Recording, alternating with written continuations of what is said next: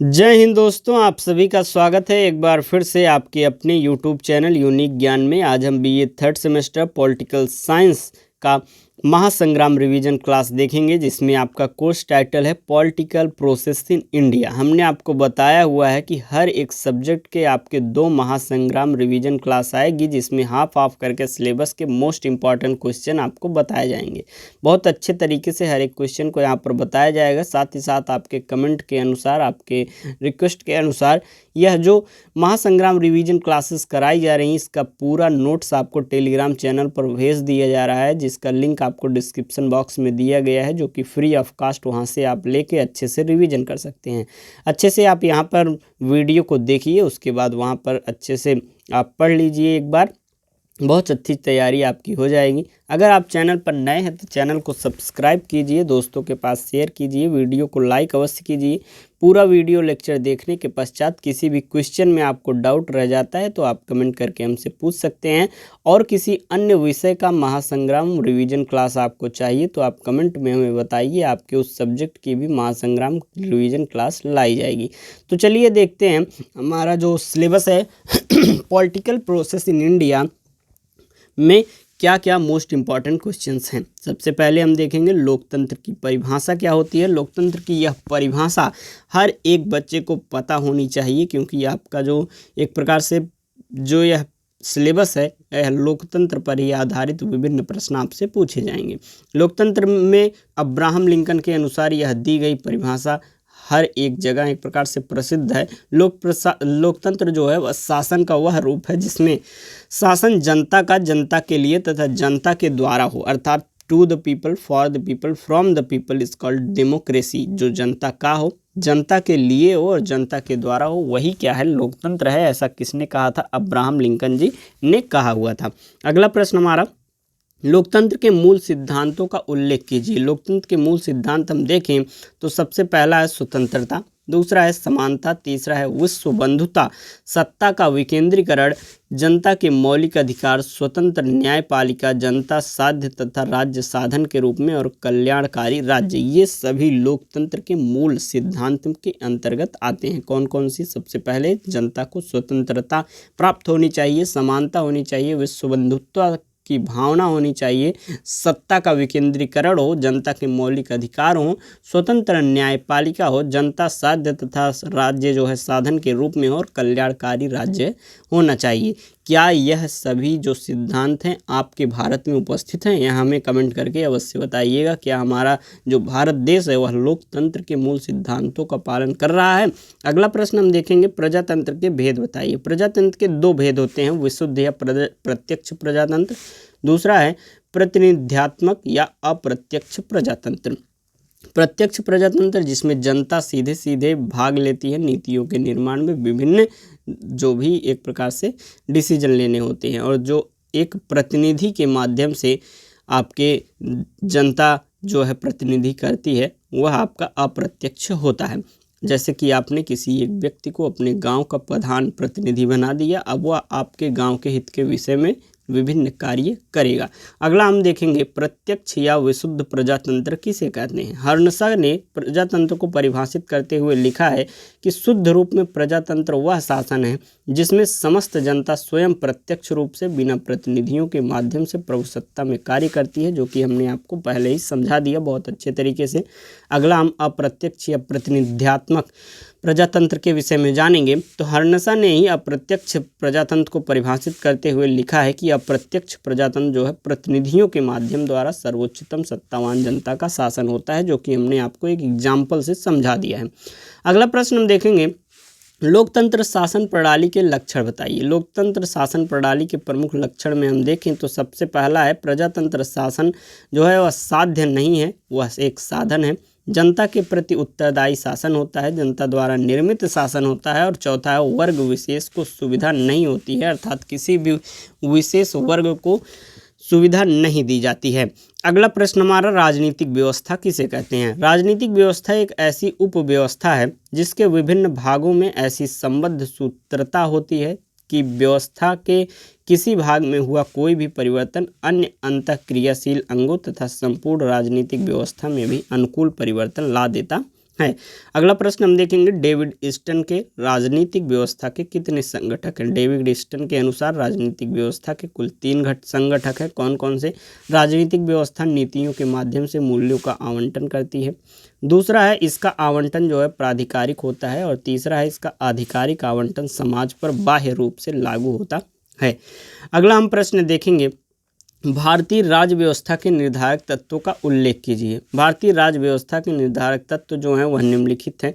निर्धारक तत्वों में सबसे पहला आता है भारतीय संविधान। दूसरा, संविधान की उद्देशिका, ब्रिटिश विरासत, आधुनिकीकरण, धर्म और सांप्रदायिकता, जाति, क्षेत्रीयता एवं भाषा आदि, ये सभी जो हैं भारतीय राज्य व्यवस्था के निर्धारक तत्व माने जाते हैं। अगला प्रश्न हमारा, भारतीय राज्य व्यवस्था की स्थिरता का युग किसे जाना जाता है, किसे कहा जाता है? तो सन 1950 से 1964 का युग जो है वह नेहरू युग कहलाता है। राज्य व्यवस्था में इस युग को स्थिरता का युग कहा जाता है, क्योंकि नेहरू जी ने देश को राजनीतिक स्थिरता प्रदान की हुई है। अगला प्रश्न हम देखेंगे, हमारा अगला प्रश्न है, ये देखिए यहाँ पर पेंसिल गायब हो गई। अगला प्रश्न हमारा है 11वां, भारतीय संविधान के प्रमुख संघात्मक लक्षण बताइए। भारतीय संविधान के प्रमुख संघात्मक लक्षण की बात करें तो सबसे पहला लक्षण है कि संविधान की सर्वोच्चता होनी चाहिए, शक्तियों का विभाजन है, स्वतंत्र सर्वोच्च न्यायालय है, लिखित संविधान है, संविधान का अपरिवर्तनशीलता, ये सभी लक्षण किसके होते हैं? संघात्मक, जो भारत का संविधान है उसका संघात्मक होने के लक्षण हैं। अब भारत के एकात्मक होने के क्या क्या लक्षण हैं? सबसे पहला है इकहरी नागरिकता। दूसरा है शक्तियों का बंटवारा केंद्र के पक्ष में होना, संघ और राज्यों के लिए एक ही संविधान, एकीकृत न्याय व्यवस्था, संकट काल में एकात्मक शासन आदि। आपको बताया गया कि भारत में संघात्मक लक्षण भी हैं, एकात्मक लक्षण हैं। तो आपका भारत का जो संविधान है वह कैसा शासन है, वहाँ पर एकात्मक है या संघात्मक, यह आप कमेंट करके हमें अवश्य बताएं। अगला प्रश्न हम देखेंगे, संघात्मक शासन प्रणाली किसे कहते हैं? गार्नर के अनुसार संघात्मक शासन जो है एक ऐसी प्रणाली है जिसमें केंद्रीय व स्थानीय सरकारें एक ही सामान्य प्रभुत्व के अधीन जो है संयुक्त होती हैं।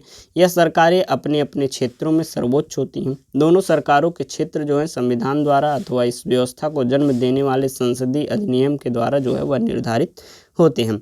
अगला प्रश्न हमारा है एकात्मक शासन प्रणाली किसे कहते हैं? गार्नर के अनुसार हम देखेंगे एकात्मक शासन प्रणाली किसे कहते हैं।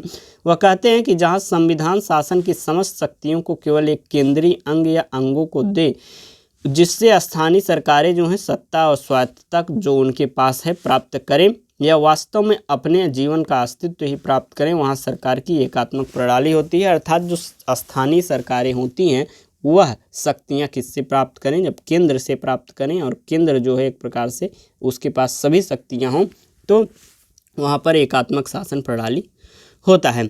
अगला प्रश्न हमारा, मिलीजुली सरकार किसे कहते हैं? ऑक के अनुसार हम देखेंगे मिलीजुली सरकार एक ऐसे सहयोगी प्रबंध का नाम है जिसमें विभिन्न राजनीतिक दलों के सदस्य सरकार के गठन या मंत्रिमंडल के निर्माण के लिए एक हो जाते हैं।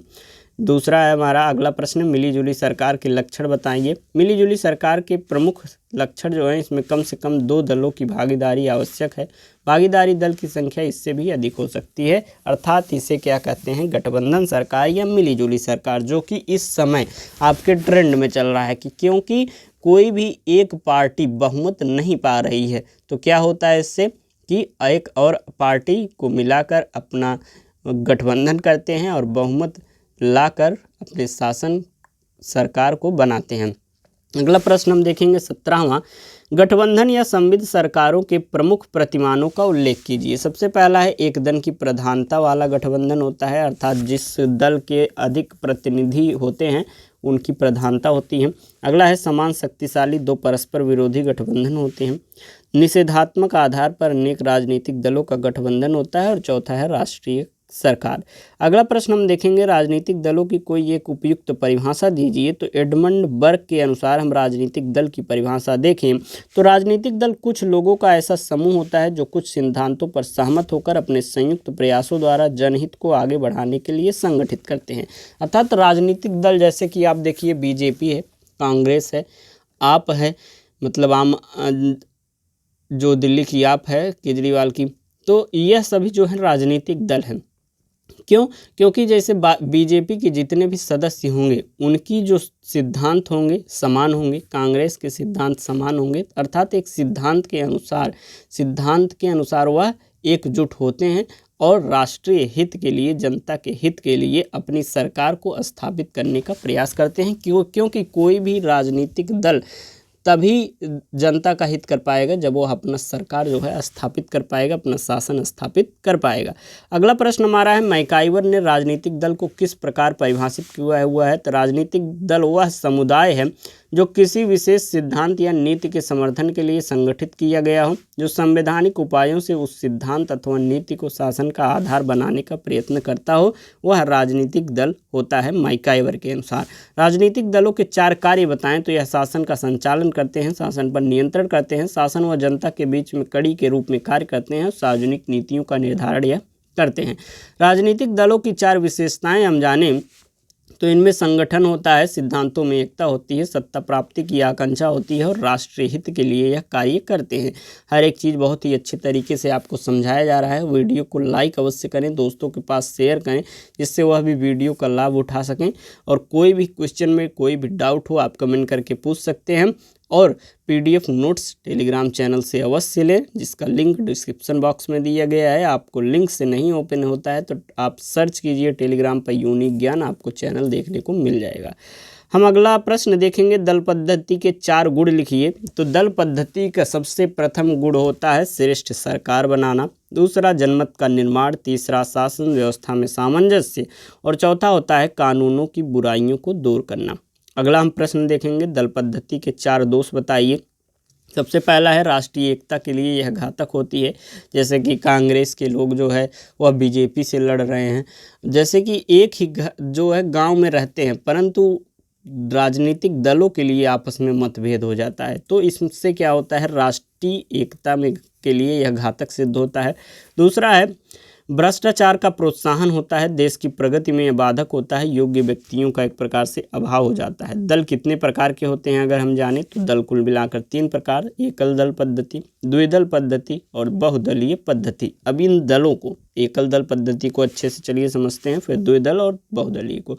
एकल दल पद्धति किसे कहते हैं हम देखें तो जिस देश में केवल एक ही राजनीतिक दल होता है और दूसरा राजनीतिक दल बनाने की जहां अनुमति नहीं होती है, उस दल पद्धति को क्या कहा जाता है, एकल दल पद्धति कहा जाता है। द्विदल पद्धति किसे कहते हैं, जिन राज्यों में मुख्य रूप से 2 ही राजनीतिक दल होते हैं वहां की दल पद्धति को द्विदल पद्धति कहते हैं।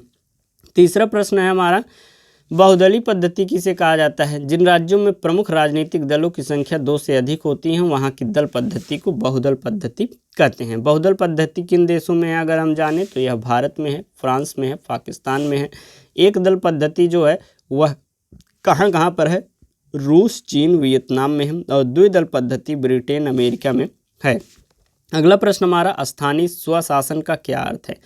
डॉक्टर आशीर्वादम के अनुसार हम देखें तो स्थानिक स्वशासन जो है वह केंद्रीय सरकार के अधिनियम द्वारा निर्मित एक ऐसा शासकीय इकाई है जिसमें नगर या ग्राम जैसे एक क्षेत्र की जनता द्वारा चुने हुए प्रतिनिधि होते हैं जो अपने अधिकार क्षेत्र की सीमाओं के भीतर प्रदत्त अधिकारों का प्रयोग जो है लोक कल्याण के लिए करते हैं। अर्थात स्थानीय रूप में जिन एक प्रतिनिधित्व जैसे कि प्रधान आपका चुना गया है वह आपके हित के लिए कार्य करता है। अगला प्रश्न हमारा, पंचायत राज का तात्पर्य क्या है। पंचायत राज का तात्पर्य एक ऐसी व्यवस्था से है जिसमें पंचायत के माध्यम से कार्य करने की व्यवस्था होती है।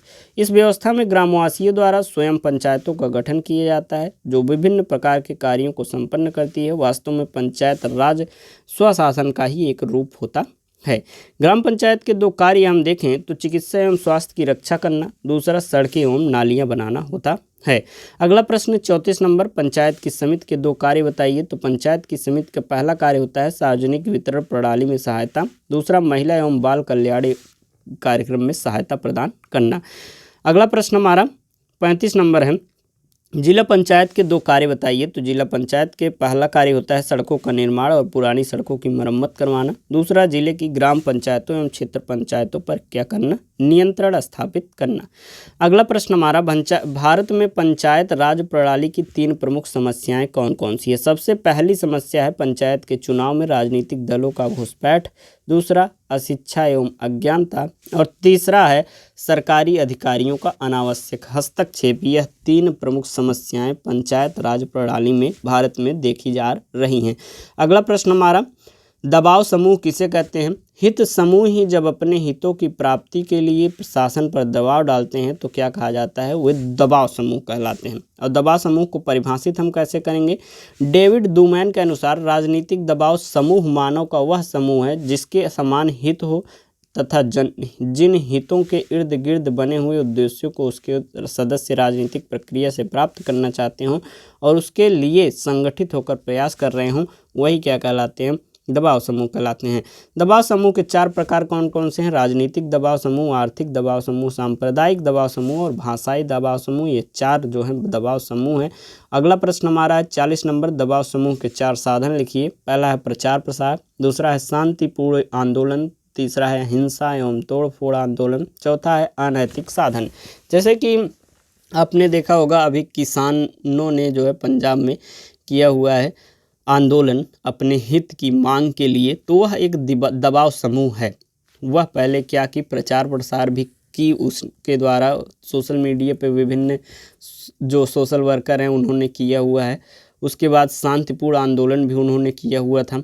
नहीं, अगर आपका हित कंप्लीट हो रहा है, पूरा हो रहा है, मांगे नहीं पूरी हो रही हैं, आपको वह हित आपके लिए बहुत आवश्यक है, तो आप क्या करेंगे, हिंसा एवं तोड़फोड़ का साधन भी अपनाएंगे। और अनैतिक साधन जो है अगला एक प्रकार से भी साधन माना जाता है अपने हित को पूरा करने के लिए। अगला प्रश्न हमारा है दबाव समूह के 2 महत्व लिखिए। तो दबाव समूह अपने साधनों द्वारा सरकारी निरंकुशता को कम करते हैं। दूसरा है दबाव समूह स्वयं जो है जनमत निर्माण करके लोकतंत्र में सहयोग करते हैं। इस प्रकार से हमने आपको इतने मोस्ट इम्पॉर्टेंट क्वेश्चन बता दिए। नेक्स्ट आपकी वीडियो कल आएगी जिसमें आगे के इम्पॉर्टेंट क्वेश्चन सिलेबस के आपके बताए जाएंगे। चैनल पर बने रहें, दोस्तों को सब शेयर करें, वह भी सब्सक्राइब करें, वीडियो का लाभ उठाएं, अच्छी तैयारी करें, टेलीग्राम से लेकर रिवीजन करें अपनी इन क्लासेस का। और कोई भी डाउट हो कमेंट में पूछ सकते हैं। किसी अन्य सब्जेक्ट का महासंग्राम रिवीजन क्लास चाहिए तो आप कमेंट करके बता सकते हैं। बाकी चैनल पर बने रहिए, मिलते हैं नेक्स्ट वीडियो में। धन्यवाद।